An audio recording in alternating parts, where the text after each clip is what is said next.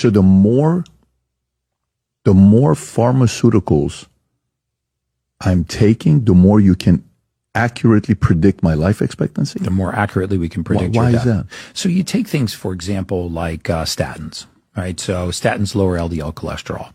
There was a prevailing theory in medicine, which is vastly being disproven now, largely by artificial intelligence and big data, that when LDL cholesterol is up, there's an increased risk of cardiovascular disease. And so if we lower LDL cholesterol, we'll lower the risk of cardiovascular disease. The only problem is you're looking at that so myopically, right? You're just taking that one variable, LDL high, high risk of cardiovascular disease. LDL low, low risk of cardiovascular disease. It's not that simple. In fact, there's no correlation between elevated LDL cholesterol on its own as an independent risk factor and cardiovascular disease. None. Cholesterol does not cause atherosclerotic plaquing or narrowing of the arteries. Damage to the arterial wall does, and the inflammatory cascade does. And so what happens is, if you understand what cholesterol is, right, it's not a fuel source. Cholesterol is a construction material. So the body makes it. The liver makes 85% of the cholesterol in your bloodstream. And what is it used for? Well, we build every cell wall, every cell membrane, every hormone in the human body, and we use it to make vitamin D3, cholecalciferol, the most important nutrient in the human body, in my opinion. And so what happens when you push this nutrient low?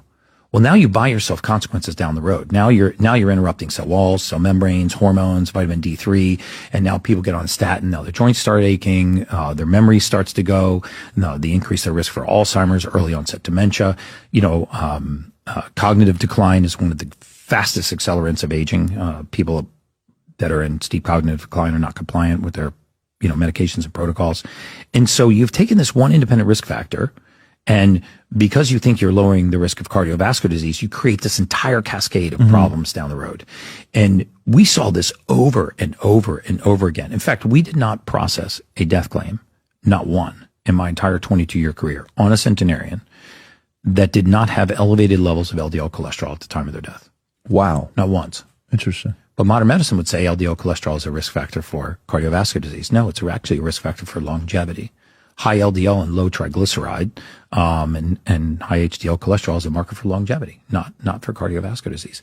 And so we believed a lot in what pharma and contrived medical trials were telling us was the standard of care, and the standard of care was killing people.